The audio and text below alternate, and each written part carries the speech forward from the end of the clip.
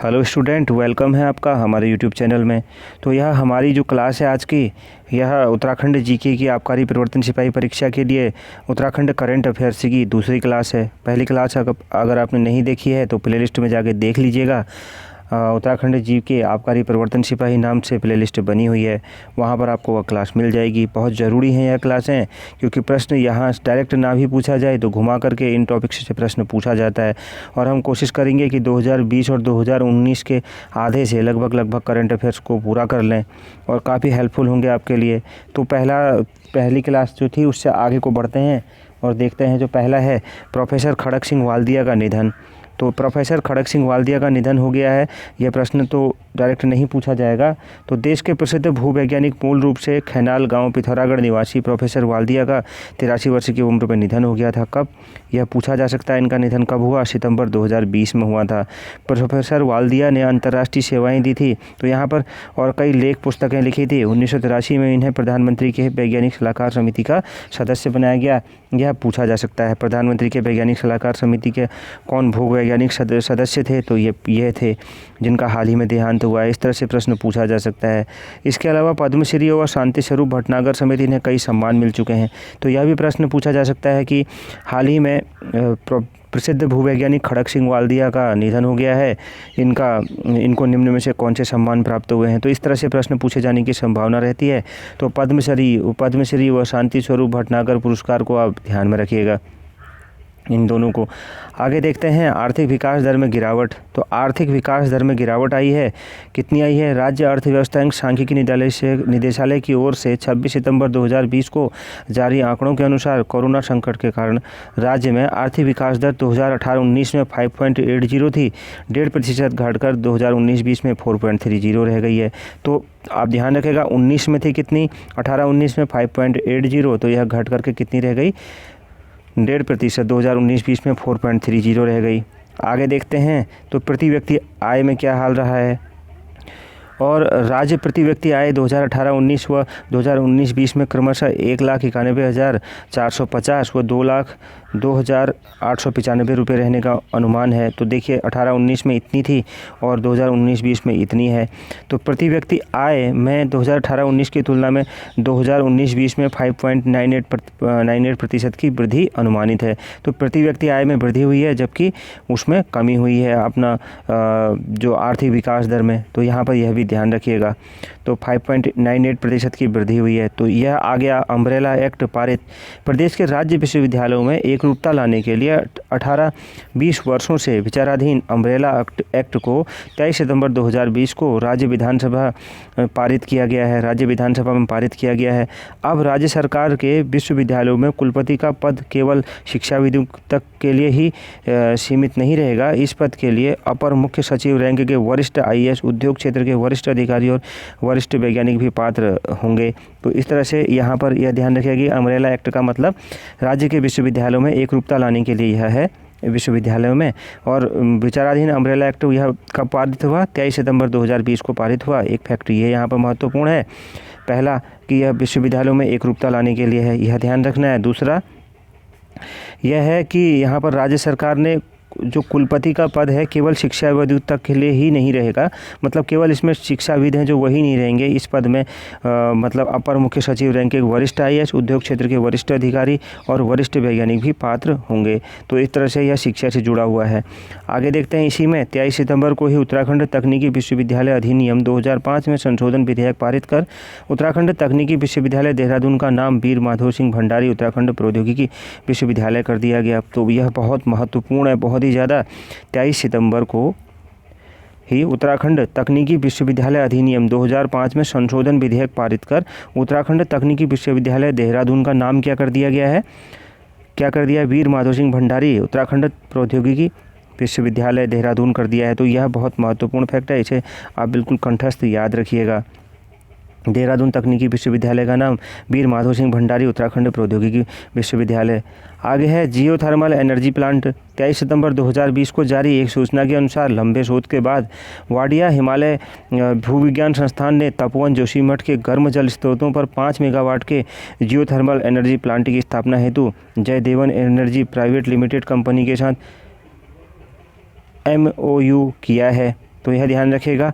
तो यहाँ पर क्या है, यह कहाँ पर लगेगा, जियोथर्मल एनर्जी प्लांट, यह है तपोवन जोशीमठ के गर्म जल स्रोतों पर 5 मेगावाट का लगेगा, यह भी ध्यान रखना है। और इसके साथ Jayadevan energy private limited company के साथ MOU किया है, तो यह ध्यान रखिएगा। वाडिया संस्थान के अनुसार गर्म जल स्रोतों में राज्य में कुल 20 मेगावाट बिजली का उत्पादन किया जा सकता है। कितना भी किया जा सकता है, जो गर्म जल स्रोत होते हैं उनसे 20 मेगावाट का, तो यह भी आपको ध्यान रखना है, बहुत ज़्यादा महत्वपूर्ण है। अगला है प्रदेश का पहला सिटी फॉरेस्ट। तो दून वासियों व पर्यटकों को प्राकृतिक आनंद देने हेतु झाझरा वन रेंज देहरादून में 50 हेक्टेयर क्षेत्र में नवनिर्मित सिटी फॉरेस्ट आनंद वन का 22 सितंबर 2020 को मुख्यमंत्री त्रिवेंद्र सिंह रावत ने लोकार्पण किया। इस फॉरेस्ट को नेचर एजुकेशन सेंटर के रूप में विकसित किया गया है, जिसमें विभिन्न प्रजातियों के जीव जंतुओं और वनस्पतियों के बारे में विस्तार से जानकारी दी गई है। इसमें साइकिल ट्रैक भी बनाया गया है। तो याद रखने की चीज़ यह है कि उत्तर प्रदेश का पहला सिटी फॉरेस्ट कहाँ है, यह देहरादून में 50 हेक्टेयर क्षेत्र में नवनिर्मित सिटी फॉरेस्ट, तो यहाँ पर है झाझरा वन रेंज देहरादून में, तो यह ध्यान रखना है यहाँ पर। तो इसका सितंबर 2020 में ही लोकार्पण हुआ है। तो प्रदेश का पहला city forest Jhajhra one range Dehradun में है, 50 हेक्टेयर में यह निर्मित है। आनंद वन निर्मित फॉरेस्ट सिटी फॉरेस्ट आनंद वन का इन्होंने 22 सितंबर को लोकार्पण किया है, यही चीज़ इसमें ज़्यादा महत्वपूर्ण है। आगे देखते हैं।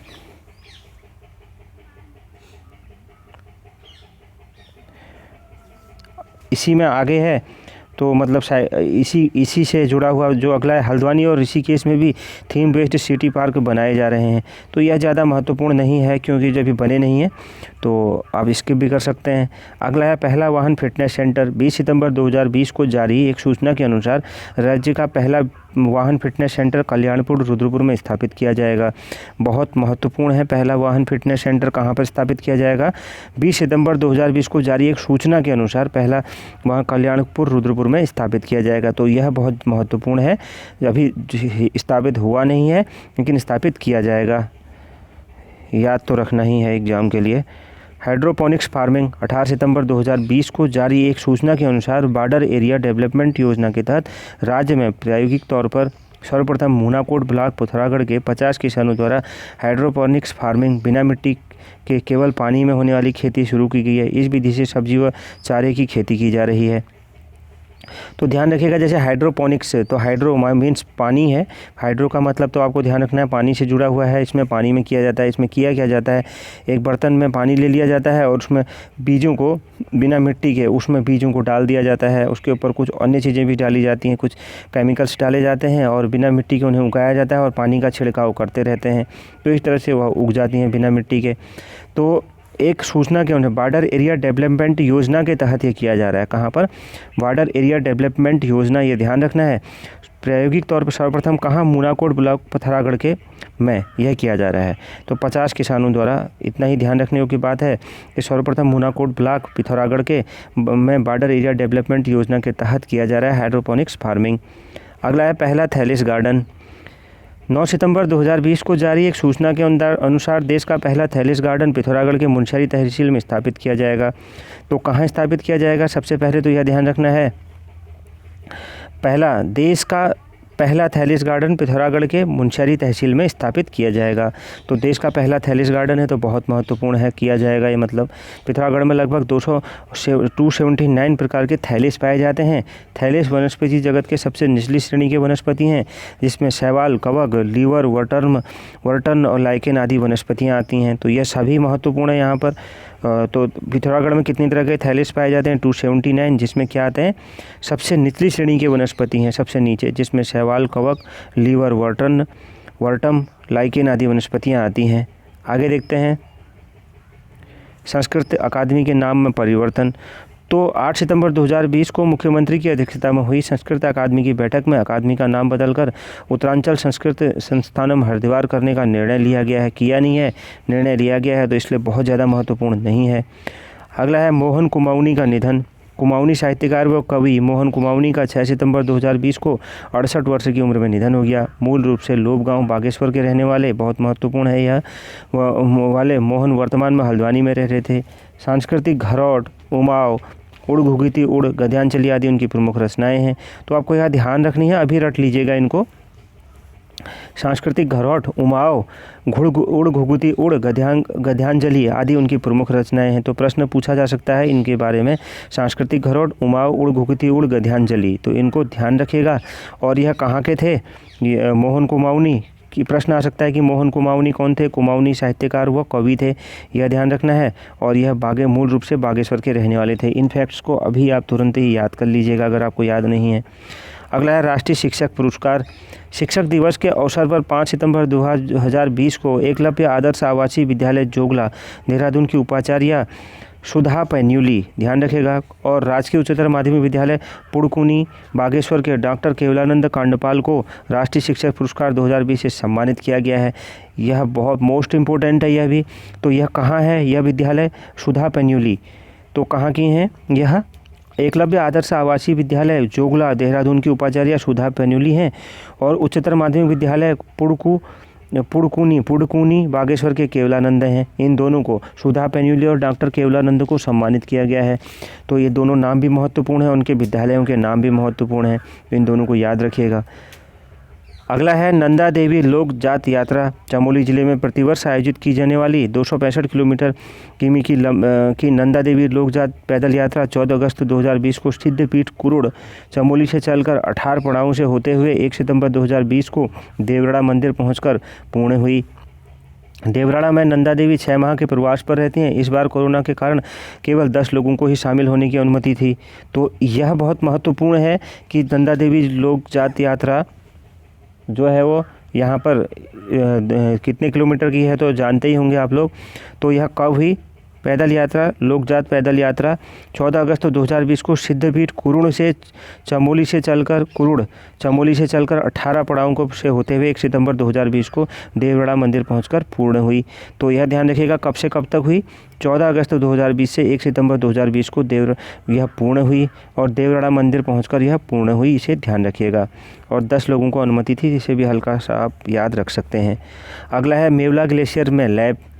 तो मेवला ग्लेशियर में लैब, पहले तो हमें यह देखना होगा कि मेवला ग्लेशियर है कहाँ पर।